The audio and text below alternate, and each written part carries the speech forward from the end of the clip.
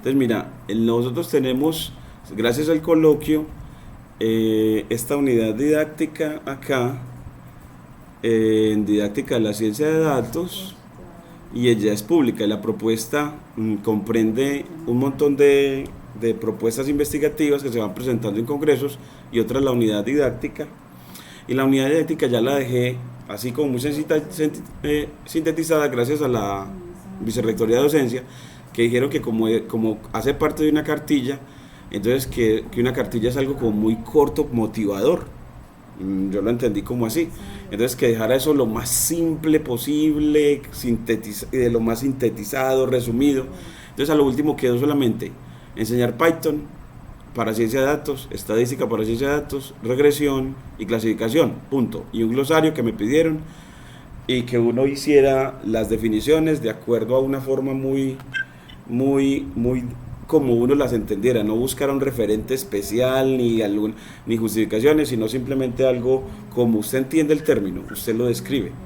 Entonces es un glosario simplemente como para guiar a las personas de una manera muy sencilla de los términos que se manejan.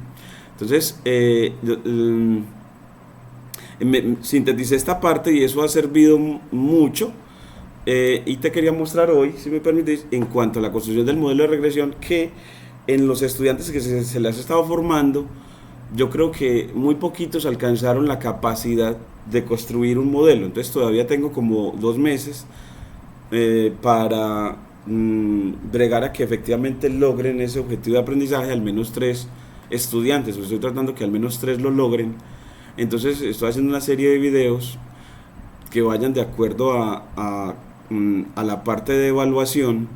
Entonces aquí, esos cuadernos, cada vez que para la constitución del modelo hay un cuaderno para explicar eso desde Guerón, y un cuaderno de evaluación para hacerlo, para hacer la práctica de regresión, de construcción de modelos de regresión desde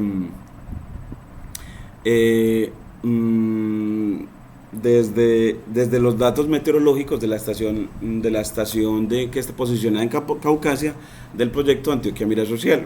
Entonces aquí pues toda persona puede acceder a través de Open Colab, como esperamos siempre, como estamos en el proyecto, de que esto sí funcione. Y a mí me toca estar revisando porque muchas veces, como hago tantos cambios, se cambia esa URL y de pronto no le funciona a la gente, por ejemplo en este momento. Entonces así, entonces que genera problemas.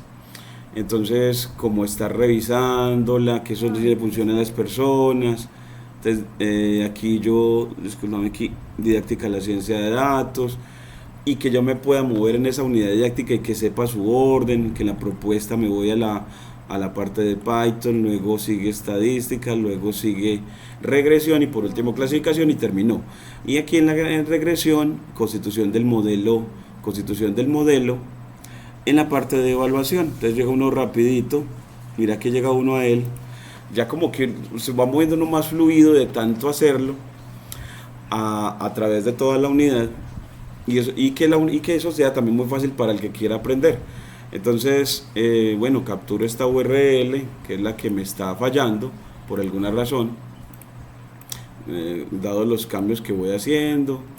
Entonces aquí ponerla acá, aquí, y lo que te quería pedir que miráramos es que, entonces como ya estoy haciendo el modelo de regresión, con los datos meteorológicos de la estación, entonces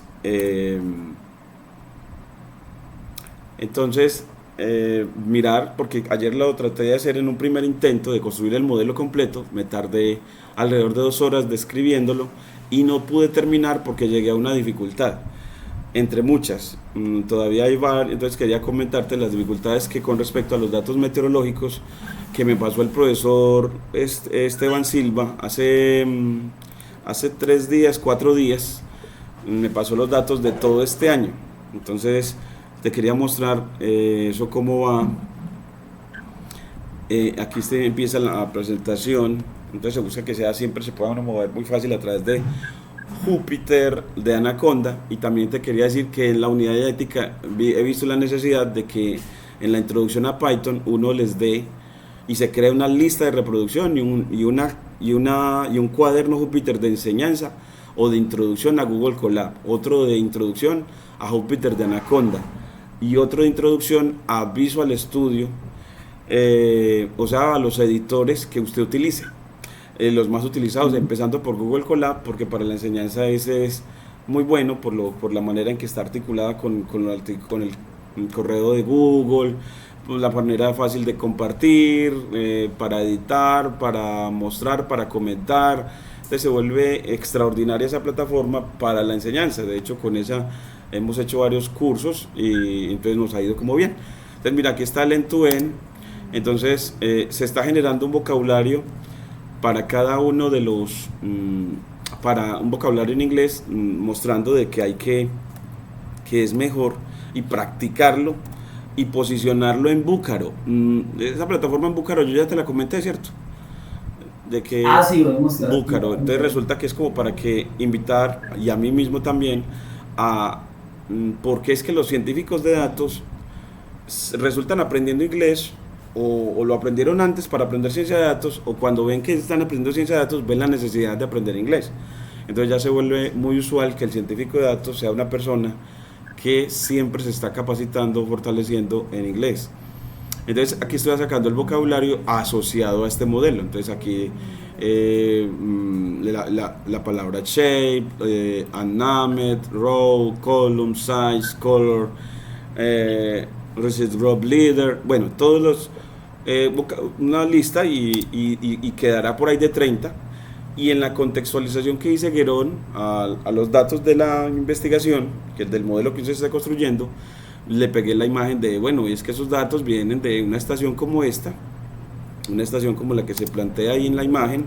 Aquí se me fue, y una consola que recibe estos datos y los envía a internet, a un lugar en AWS pagado por otro proyecto asociado a Antioquia Mira Su Cielo, otro proyecto también liderado por el profesor Esteban Silva. Entonces, como una contextualización de dónde vienen los datos, y luego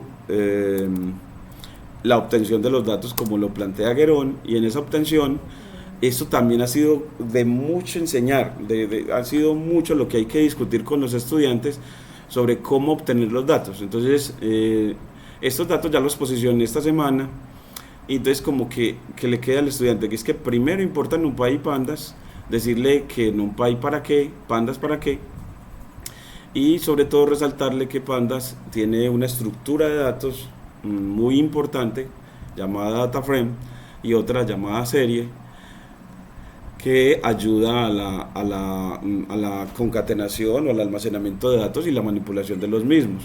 Entonces, que ella sirve para leer los datos. Tomamos una ubicación, que este RAW es muy importante, que esté en esa ubicación cuando los datos están en GitHub, y que luego con esa ubicación, bajo la función read_csv, pues los importe. Entonces lo que te estoy diciendo es como las dificultades que encontraron los estudiantes, el que sepa de que en estas cuatro, aquí se va un poco de discusión. No sé si a vos cómo te ha pasado, pero a mí en esta parte se va mucho tiempo, porque también está el concepto de crear variables, porque mira que en esta línea está creando variables y está utilizando una función para leer y convertir unos datos, traer desde una ubicación en una URL y convertirlos o en un data frame. Y aquí eso de, y cómo es que simplemente escribiendo la variable en un cuaderno Google se le imprime el data frame, y ver cómo los datos son fáciles de leer y empezar a hacer reconocimiento de los mismos. Y también el de que en la parte inferior izquierda aparezca la forma del data frame, que le especifica cómo esos datos meteorológicos miden, esta estación mide tantos atributos meteorológicos, en realidad 42, y que de este año esta estación meteorológica ha medido 133.407 momentos, instantes, midiendo cada minuto presión, temperatura, humedad, dirección del viento, velocidad del viento, entre otros. Entonces esta parte, resaltarle mucho a los estudiantes que cuando se lo dice así, con el nombre de la variable donde está guardada el data frame, que usualmente se utiliza mucho el DF, y que es bueno que uno adopte esas formas usuales de nombrar, ¿Y por qué? Porque si te vas a ayudar con ChatGPT, él cuando te da los ejemplos, te da con las formas usuales. Y las formas usuales, por ejemplo, en este caso que utilizas pandas para construir el data frame de datos, es que también te lo denota con DF. Entonces como que se vuelve que es bueno uno estandarizarse para poder comprender el código cuando ChatGPT, por ejemplo, le ayuda para construirlo, cuando le dice uno, dame el código Python para importar los datos desde una URL. Ah, sí, entonces él le dice todo de esta manera. Entonces decirlo. Y después, como dice Guerón, ya visualizar los datos para descubrir patrones. Empezamos con una visualización tabular. Y en esa visualización tabular, que utilizar el método head para ver el encabezado de los datos y el método tail para ver la cola de los datos o la parte final de los datos, el método info para poder ver qué tipo de datos tenemos y poder saber qué variables son categóricas y qué variables son numéricas, y además cuántos valores nulos hay, y que aquí veíamos de que aquí encontramos de que hay 13.407 entradas y en casi todos los atributos quedó por alguna razón solo 333.404, es decir que se perdieron alrededor de 3 daticos. Alrededor de 3 daticos quedaron faltantes. Entonces como que darse cuenta de los datos faltantes, del tamaño del dataset, que le hace aquí le dice, y entonces en este dtype, en este resumen, le dice que es que hay 40 atributos tipo float, 1 tipo int y 2 tipo object, lo que le dice. Entonces que hay 2 posibles variables categóricas y las demás numéricas, bueno, entre otras cosas. Entonces como esa parte toda hay que mencionarla, entonces me ha tocado hacer como evaluaciones en las que le diga al estudiante con qué método usted obtiene, puede ver cuáles son las variables categóricas, cuáles son si hay valores faltantes, bueno, de tal manera que él diga, sí, es con el método info con el que yo puedo, por ejemplo, ayudarme para saber eso. Entonces, hacer como actividades en las que se refuerce el uso del método info, y que lo comprenda y que lo utilice pues con propiedad. Y luego, para la visualización de la que vimos que era variable categórica, en esta serie de tiempo, pues Guerón utiliza value counts para, dada una variable categórica, contar pues esas frecuencias absolutas asociadas a cada subcategoría.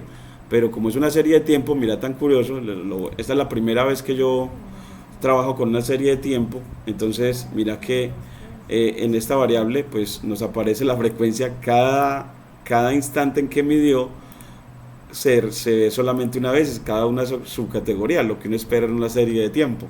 Entonces me pareció muy bonito ver esto.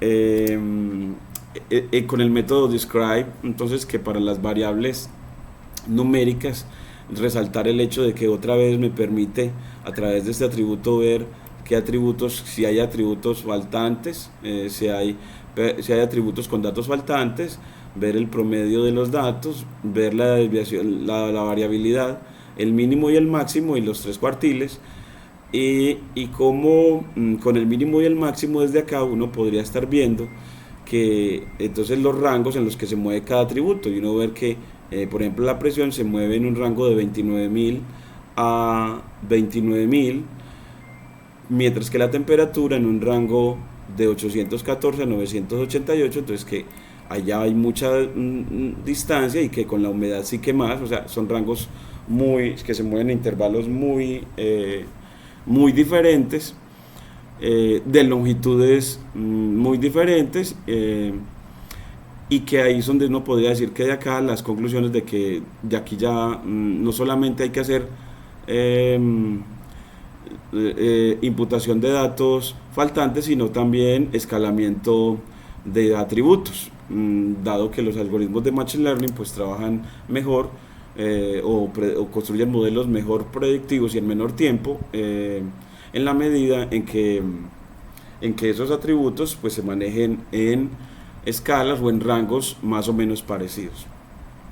Y después de la visualización tabular, la visualización gráfica, en la que está el hacer la matriz la matriz de histogramas, la matriz de histogramas, que también nos permite ver otra vez los rangos y ver que en los ejes horizontales que los rangos de los atributos son otra vez muy disímiles pero quería comentarte yo cómo interpreto por ejemplo este histograma de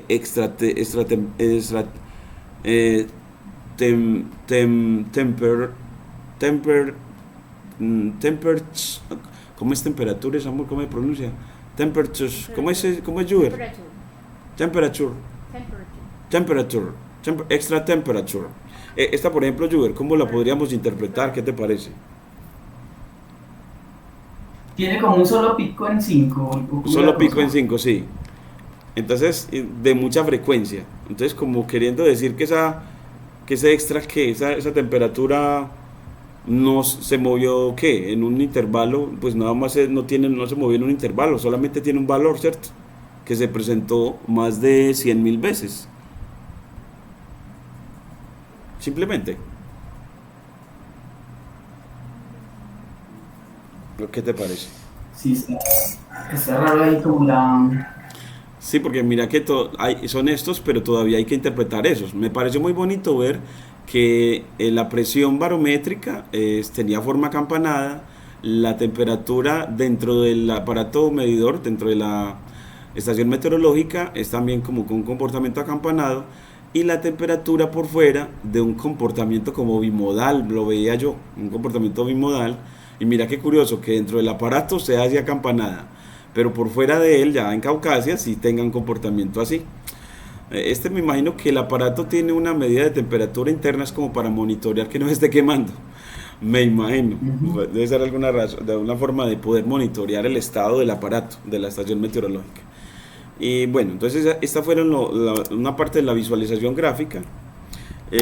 Luego hacerle el diagrama de dispersión o scatter, y me pareció hermoso, aunque está todavía inadecuado, me falta pulirlo, pero me pareció muy bueno tomar esta idea de Guerón, porque mientras que Guerón lo utilizó para datos geográficos, aquí yo lo relacioné, me gustó relacionar en el eje horizontal la temperatura y en el eje vertical la humedad, aunque como yo la temperatura es la que quiero como variable objetivo, debería cambiarla al eje Y. Lo voy a hacer entonces ya en la próxima, pero que me pareció muy bonito para ver primero que entre esos dos atributos hay una correlación lineal negativa, y es decir, a mayor temperatura en este caso, menor humedad, y uno como que intuitivamente estaría de acuerdo con eso. Y que pudiera en este gráfico, gracias a la función, al método plot asociado a pandas, en el que usted le dice a través del parámetro kind el tipo de gráfico que quiere, pues entonces poder relacionar no solamente dos atributos, sino también relacionar un tercero con el size o tamaño del punto, y un cuarto con la velocidad del viento, utilizando el color. Entonces ya sí crearía como entonces que el degradé del mapa de calor está asociado entonces a la velocidad del viento. Entonces tendríamos una velocidad relativamente baja en Caucasia, puesto que todos los puntos, todo el diagrama de dispersión está muy azul. Entonces como que según el mapa de calor está hablando de un viento en Caucasia muy, muy bajo. Me parece excelente ver 4 dimensiones o 4 atributos relacionados en un solo gráfico. Aunque los puntos me quedaron muy gruesos, tengo todavía que controlarlo. Pero me pareció muy interesante esta idea de Guerón para poder hacerlo, ¿cierto? Parece muy bacano. Bueno, aquí yo debía haber corrido desde antes, y lo debo correr desde antes, es porque te iba a pedir ayuda, asesoría, a ver si de pronto es posible salir de un problema. Vamos a ver aquí, porque se me olvida siempre que te presento, se me olvida siempre volverlos a correr. Debería siempre tener en cuenta que cada vez que vaya a mostrar un cuaderno, debo de resetear todo, ¿cierto? Las salidas, borrar las salidas, empezar como desde cero, me parece como más adecuado para mejorar ese proceso en la presentación, ¿cierto? En la presentación, cada vez que vaya a mostrar esto en el coloquio. Ya que le bajé un poquitico más a los puntos, ya me parece que está más agradable. Todavía se ve que todavía lo puedo controlar más. Y, eh, y ahora la preparación para los datos, para los algoritmos de Machine Learning, en la que empezamos con la división en entrenamiento y testeo, con la función train test split, eh, en donde tomamos los datos que se llaman DF, una tasa de testeo, y para hacer reproducible la separación, una semilla aleatoria. Entonces, aquí ya la... Y luego, Guerón, esta es la idea de Guerón, de que ese conjunto de entrenamiento que acabo de construir, le saque una copia y reasigne. Entonces, a él le gusta, me parece muy bacano seguir las ideas de Guerón, porque me parece que ese señor como que lo orienta a uno para que uno en realidad llegue a esos objetivos de sistematizar muy bien las cosas. Y luego, esta la puse yo, de ver los atributos y ver que algunos tienen espacios en este dataset de datos meteorológicos. Y ya lo que puse aquí es la codificación de la variable tiempo del sistema, que eso no está en Guerón. Cierto que Guerón no tiene ningún tratamiento de series de tiempo, como que él no los trata, o estoy equivocado yo por lo poquito que he leído de Guerón. Yo no las he visto, el que sí las trabaja es McKinney.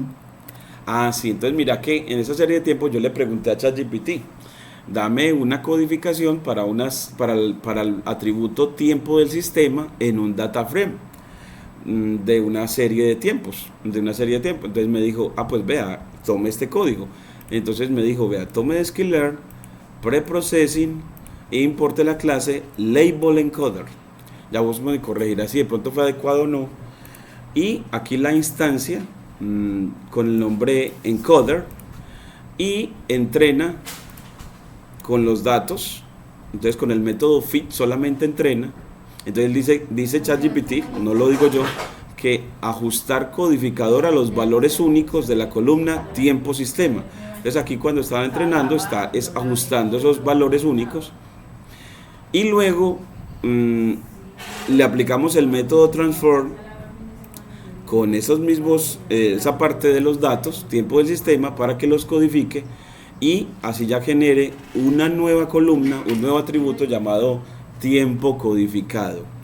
Y ya así muestre el data frame con el nuevo atributo tiempo codificado, que va a aparecer desgraciadamente de último, que a mí no me gusta que quede así, tiempo codificado. De pronto, como después cambiarlo y borrar el tiempo no codificado, ¿cierto? Porque no lo quité. Entonces aquí quedó como lo codificó, me parece muy bacano. Solo que me parece muy curioso porque la manera en que él codifica no sé si vos ya lo has utilizado al label encoder, pero según entendí, asigna números enteros, así como ordinal encoder, que también lo habíamos discutido antes cuando leímos a Guerón para los estudiantes del instituto de la Facultad de Ciencias, la Facultad de Ciencias Exactas. Entonces que mira que le asigna un número entero. Entonces, como hay 133.000 datos diferentes, entonces uno va a encontrar valores de tiempo codificado muy altos y unos muy bajos. ¿A vos qué te parece eso para los algoritmos de Machine Learning?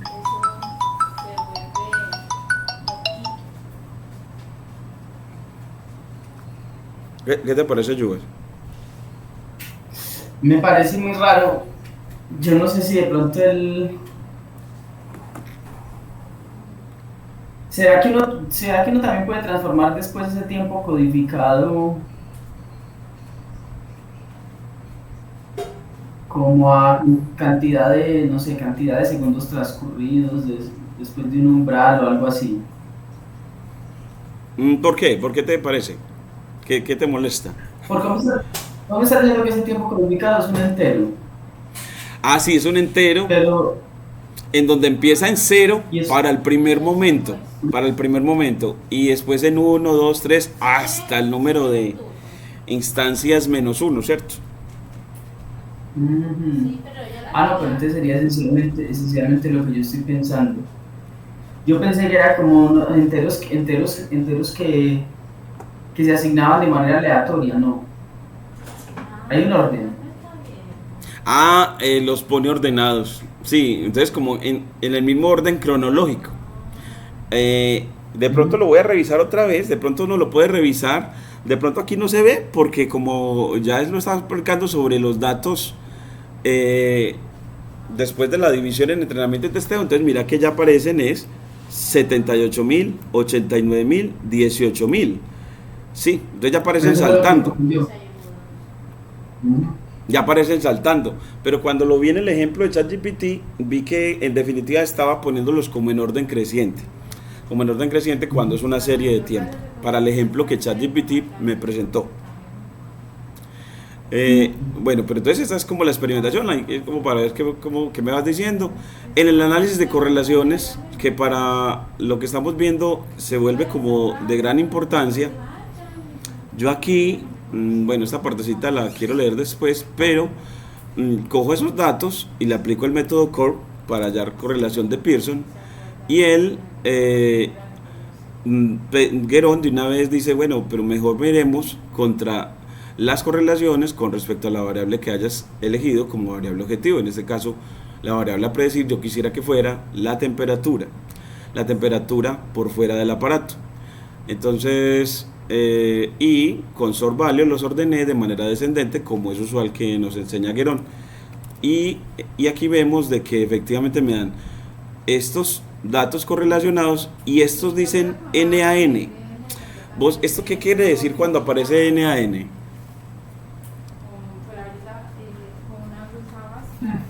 Eso no nos había pasado antes.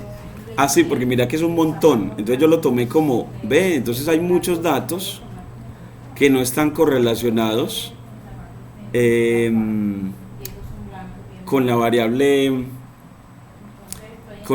objetivo. Entonces seleccioné y quité todos los que tenían el NaN. El NaN los quité todos para construir el modelo.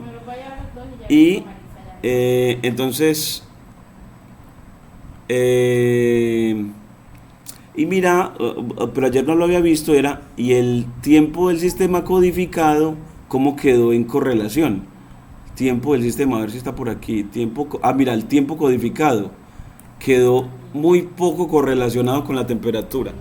Mira, si viste, que yo no esperaría eso. A ver, lo que pasa es que a lo mejor. Muy poco ¿Cuánto correlacionado. tiempo? Son más o menos de enero 25 a mayo 25. De enero 25 a mayo 25. O sea, febrero, marzo, abril, mayo. 4 meses. Una medición de 4 meses cada minuto. Cada minuto.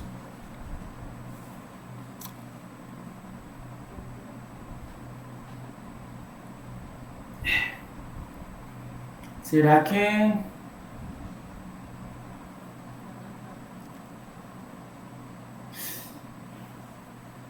Porque en Caucasia es será muy que uno- uniforme. ¿Cómo? no, que si será que si será que si uno quiere ver mayor correlación tendría que tomar temperaturas solo durante el día o solo durante una franja del día? Ah, de pronto, porque como que en general, como que no. O sea, si fueran las 24 horas, así medio las 24 horas, pareciera no estar muy correlacionado, según el criterio Sí, Pearson. las temperaturas de la madrugada seguro están como quitando ahí correlación. Ah, será. O no sé, Y o como no en sé, Caucasia hace sinceramente. calor es a toda hora, mijo. Eso es una cosa, hermano, que eso es calor por la noche, calor en el día, calor en la mañana, calor en la tarde, calor a toda hora, hermano. Entonces de pronto es que es como se comportara como independiente del tiempo, la temperatura es la misma. ¿Será? Pero, ¿Será? Bueno. uy, eso está difícil. Sí, está muy curioso. Entonces me pareció muy curioso hacer esto. Y mira que encontré más errores. Entonces cogí la lista de atributos correlacionados, lo tomé de manera muy rudimentaria, no con un código. Pues, después lo voy a implementar un código para que lo seleccione. Entonces los tomé de manera rudimentaria. Simplemente cogí aquí control C, control V y borré los datos que quedaban para generar esta lista de Python de los atributos mejor correlacionados. Lo llamé así. Y luego reasigné para que el data frame con los datos de entrenamiento que tiene ahora nada más tomar los que están correlacionados y así ver que esos son los atributos aquí mejor correlacionados. De pronto me faltó como otra vez ponerle tiempo outside, outside,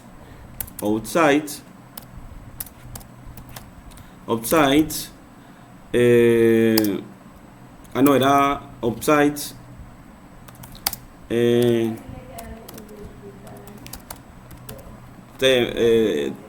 temperate, ay, güey, pichica, esa me da mucha dificultad pronunciarla. ¿Cómo la pronuncias vos, Juve? No, no, a mí también me da dificultad. Yo creo que es temperature. Sí, temperature, así, temperature. Upside temperature. Bueno, entonces tomo de la matriz de correlaciones, entonces tomo df.core. De la matriz de correlaciones tomo bajo notación de corchetes este atributo. Vamos a ver si me acordé bien del código, que esta también es esa parte de que uno se aprenda bien esos códigos para crear, y si es que un músculo de memoria para codificación, creo que eso lo llama alguien así. Entonces tomar esa columna y aplicar value count con ascending en false para que me lo haga de manera descendente, y aquí vemos de que value counts, así me olvida la n, y mira que bueno, entonces me muestra, ve que raro que me las mostrara así sin listar, como que debe cometer un error aquí, pero mira que todos verdad, que porque me la pondría sin el nombre. Vamos a ver qué error cometí. Disculpa, yo aquí de la matriz de correlaciones selecciono la columna upside temperature sort value ascending false. No, pues no, así está bien, no. No es value con sino short values. Ah, sí, value, así es ordenar, sort Values. Sort values, ordenar, no sort counts, sort values. Values, así. Entonces mira que ahora sí me muestra solamente los correlacionados y el tiempo del sistema codificado. ¿A dónde es que me quedó ese tiempo del sistema codificado? Que debe estar por los de 0. No lo veo. Tiempo del sistema codificado. Yo creo que es porque, sí, porque yo ayer no lo había seleccionado. Entonces que acá no lo había puesto el tiempo outside. Bueno, aquí como cadena de caracteres.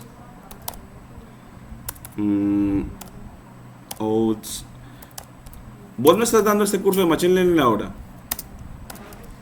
No, Marco, ya no. No, esta vez no. No era para los de ciencias sociales también. No. Hubo un error en el vuelo, imagínate. Solo fue una lectiva que se dictó y no sé si la gente está interesada en eso. Bueno, ya en la próxima aquí lo voy a poner para no devolverme y poder llegar a la otra partecita. Mira, entonces, después de que hace eso, Guerón como que nos propone, después de que usted haga ese análisis de correlaciones que me sirvió para filtrar los que no estaban correlacionados, digámoslo así, mostrar con el método plotting la función scatter matrix, bueno, pues ver la matriz de scaters para ver que efectivamente para algunos de los atributos que usted seleccione, ver si efectivamente, ya gráficamente, si lo que vio numéricamente en correlaciones lo vea gráficamente. Entonces aquí efectivamente nos muestra que la temperatura exterior sí está muy correlacionada negativamente con la humedad. Entonces que eso nos lo confirma. Aquí también debería como agregarle ya para después la temperatura del sistema outside temperature y así, y luego para los que vea correlacionados, muy correlacionados, los vea individualmente, como esto siguiendo todo Guerón, ya utilizándose el método plot a través del parámetro kind en Skater, y ahora sí decir los dos que quiere observar más detenidamente.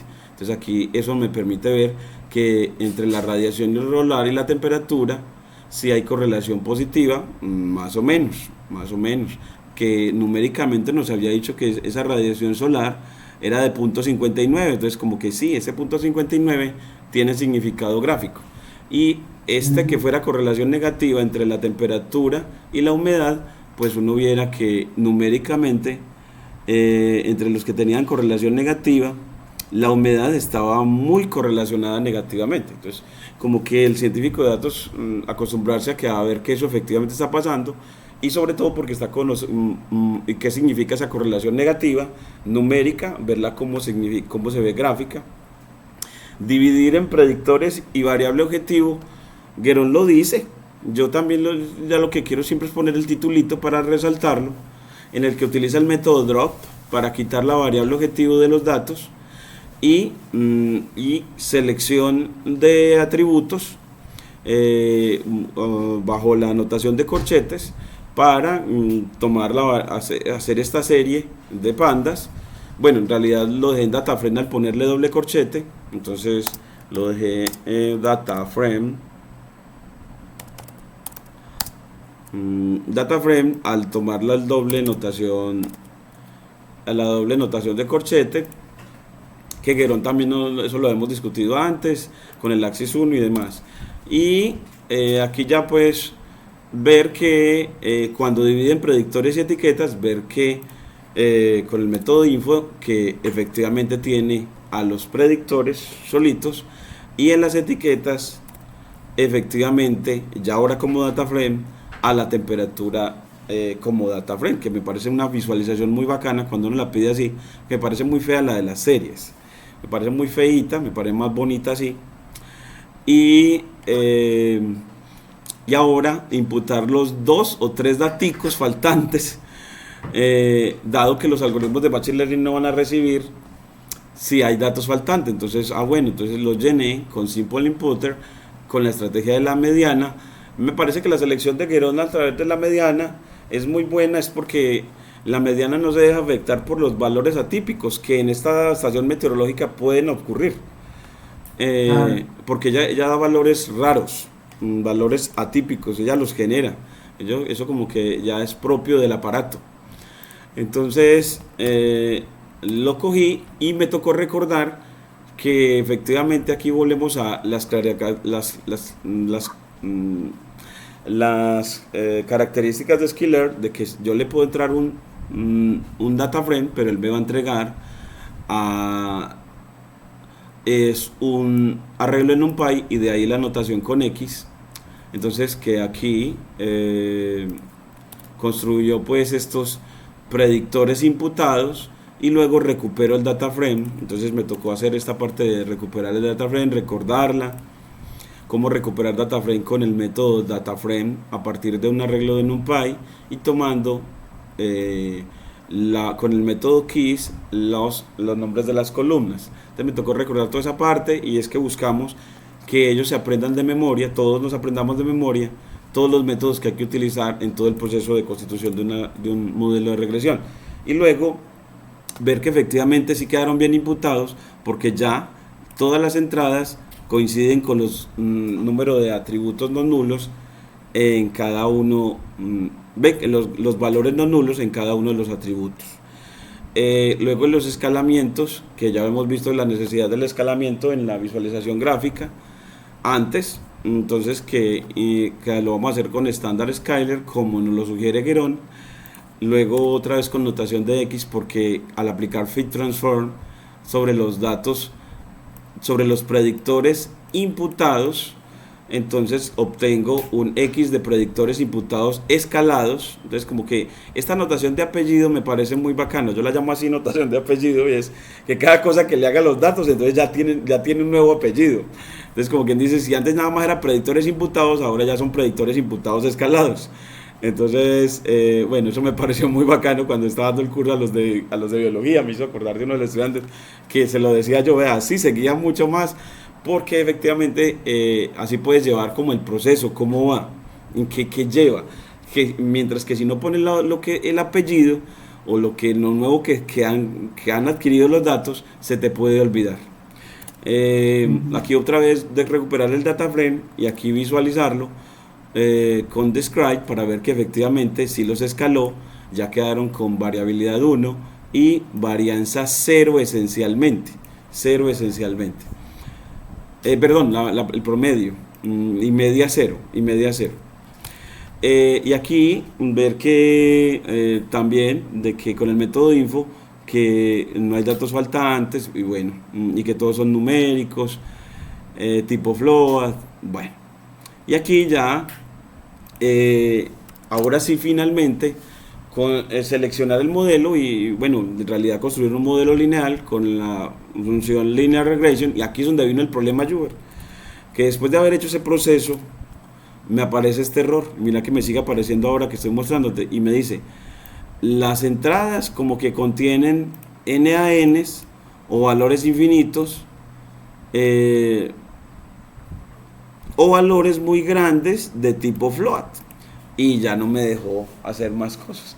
Y yo decía, pero ¿cómo puede pasar eso con los predictores imputados escalados? Entonces después los volví a arreglos de NumPy a ver, y tampoco, de todas maneras el problema no se resolvió. ¿Vos qué decís? ¿Por qué será? Y señaló que era el fit, ¿cierto? Con el método fit. La de fit. Sí, qué raro, ¿cierto?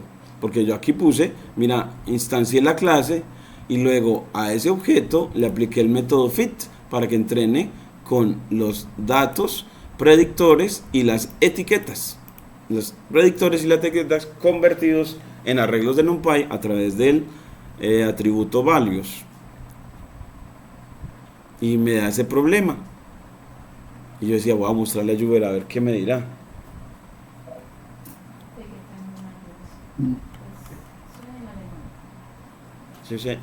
En Python e inglés. Lo único que entendí fue la palabra varianza, pero no me acuerdo cómo es que se hace. Eso sí fue aprendizaje para el momento. Ay, amor. ¿Cómo la ves, Juber? Te voy a pasar el cuaderno a ver si de pronto vos en tu infinita sabiduría y en algún momento de tiempo, del poquito que te queda, me puedes dar ahí una mano. Entonces a ver si de pronto, aunque no sé por qué, no quiere funcionar el Opening Collab, no sé por qué, muy raro. ¿Será que lo copié mal? De pronto fue que faltó al final el punto SVG en el enlace de Opening Collab, o que era, eso no necesita extensión. Voy a mirar con otro cuaderno a ver si de pronto fue que me quedó faltando. Aquí voy a mirar a ver qué fue lo que quedó faltando cuando le pegué la dirección del... Aquí está bien. Opening Collab, después de la dirección va, después de las comillas, add y todo esto. Después de las comillas, vamos a ver si fue que después de las comillas, pero ahí está, qué raro. Pero yo digo en... ¿El qué? Ahí no funciona, qué raro.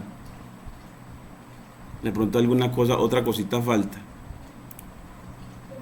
pero no sé qué será. Es que mira que antes de alt, aquí termina en SVG, ya no te está terminando en SVG. Bueno, yo creo que es porque, sí, tenés razón, entonces es con target y todo esto. De pronto fue que se me fue una partecita de esa, después de las comillas, así me faltó como un target aquí. Vamos a ver, aquí. Ahí sí. Entonces te voy a compartir el cuadrito por si de pronto, pues ahí A ver que si de pronto te queda un momentico a ver, o se te ocurre alguna ideita, ay, me disculpa, colega.